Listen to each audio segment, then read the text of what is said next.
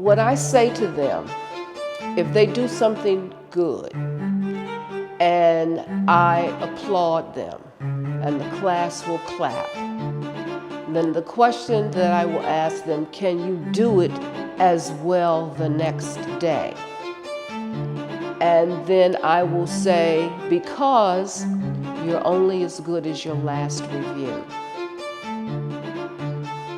So that means that when they come back the next day, it's harder to be excellent.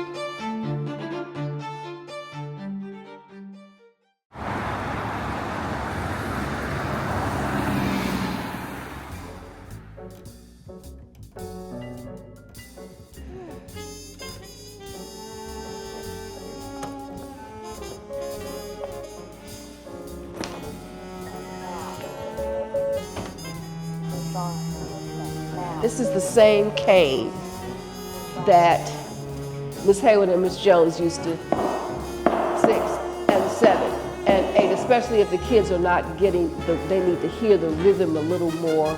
This was the house that Doris Jones and Claire Haywood lived in.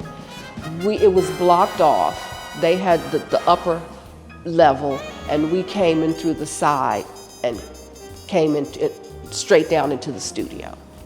I came here in 1961, and the reason for me coming here was because when I came home from school, my activity was to go straight outside and play kickball. And so at some point, my mother felt that playing kickball every day after school was not something that I should be doing. And so she did some research, and that's how I ended up coming to the Jones-Haywood School of Ballet when I was 11 years old. Well, it is my understanding that they founded the school in 1941. Now, this location at 1200 Delafield Place was the last stop. They had several locations in the DC area before they had a permanent home. And I believe that their vision was to expose classical ballet to minority children, a discipline that's not usually an experience and or an exposure to African American children. The design of the building is still exactly the same as it was when I came as a child. It's old, but it's still standing.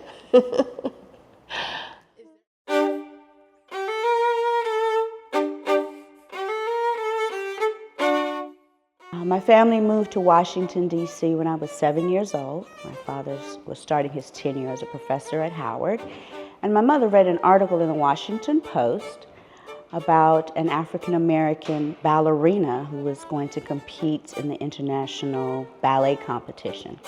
That was Sandra Fortune at the time, Sandra Fortune-Green now. This is a picture of me and the entourage before I went to Russia in 1972 for the second international ballet competition. My approach with African American children studying classical ballet, I approach it from the perspective is that it's an art form, and it takes a body and a brain to be good at doing it. I try very hard not to speak from the reference that this is not what black children do.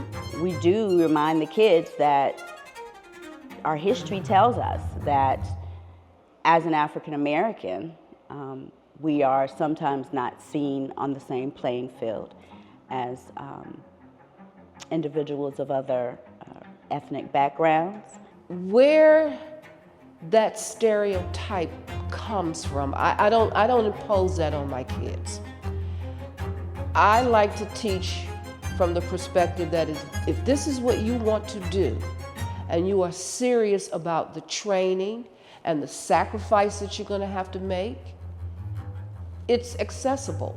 My mother said, my daughter has to be in that school. She has to be around among those people who are engaged in artistic excellence. And so I started classes here when I was 7, and I've pretty much been here since.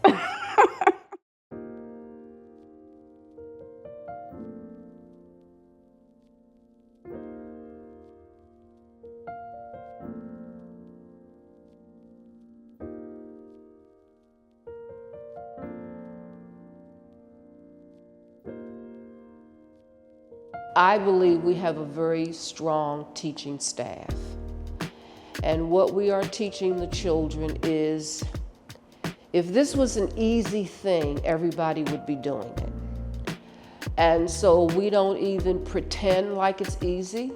I was in graduate school at Howard, and I came to interview with Ms. Jones, and she interviewed me for the position, and she said, if I allow you to teach, then you also have to dance here. And I said, well, Ms. Jones, the school only goes up to high school. I'm in my early 20s, who am I gonna dance with? She said, you'll dance with the high school students. So I did dance for several years here and taught as well. And so I've been here for 27 years teaching. But if you can get the parents on your side to understand the value of dancing that can segue into so many other attributes for their children, it would be better. I have a wonderful group of parents.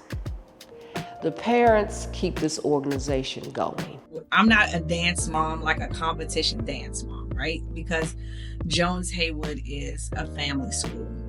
It's not just a school where you're coming to dance and you're coming to perform, but it really is a school where you're coming for a life lesson. This is important to our daughters, it's important to us. So it becomes a priority to make sure that we're able to make it. But on top of that, they are very high intense students. They go to very advanced schools. They're in advanced classes, honors classes. So they're handling all of their schoolwork, but still maintaining and being able to come to dance. And peace and blessings be upon my soul, we get no federal funding. We thrive only on tuition, which is probably not the best way to live, but for now, it's what's working.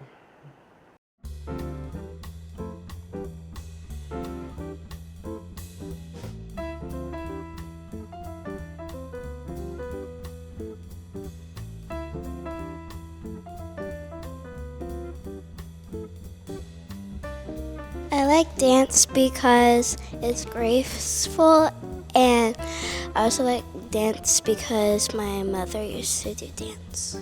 I think one of the hardest part about ballet is you always have to make room somehow in your each day to practice, and things can happen unexpectedly, so you always have to be prepared. The commitment that it takes to be part, to be successful, work to be successful here at Jones-Haywood is significant. Jones-Haywood has disciplined me, and I feel like it's kept me on my toes more about when I have to be here, how long I have to get ready. My favorite dancer is Josephine Baker because she has the same name as me, and I read a lot of books about her, and it sounds like she's a pretty good dancer.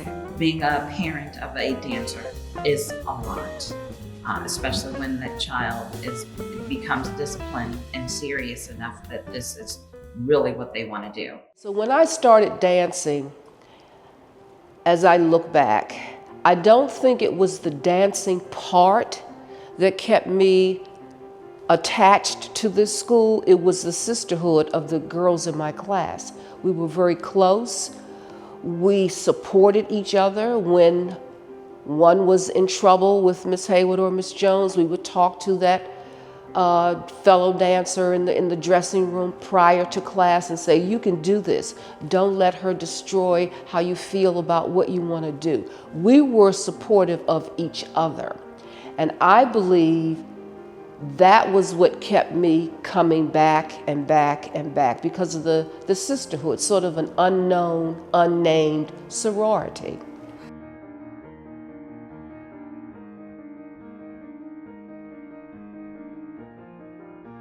We have our closing performance in June every year. Every year we have a variety of costumes according to the choreographer's vision for their piece. I measure all the children. I help them pick out I help the choreographer pick out the costume, fit the children, make any alterations as necessary. This is one of our professional tutus. that our older dancers, the conservatory dancers, use. And every time we use it, we just send it to the dry cleaners. The day when you finally see what the costume is, it goes with your pieces. It's very exciting, and it helps you pull all the pieces together of, what you're presenting to the audience, what they will see.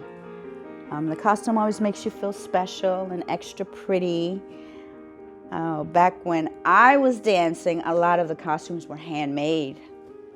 But today we order them and make any alterations as necessary.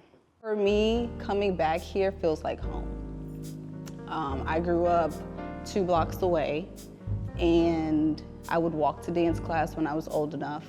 And I always felt safe here. I always felt like I can just come and, just be myself. All my friends that I grew up with here, I'm still very close with today. One of my fondest memories here at the dance school would have to be performing as Clara in the Nutcracker when I was 14 years old. We would do the Nutcracker every 4 years, and the 4 years before I was the Brown Sugar Fairy, which is technically in classical ballet is known as the Sugar Plum Fairy, but since we are a place of color, we kind of changed the name to Brown Sugar. Every year or every cohort I have, they've just been fundamental. They've been amazing young ladies, they really have.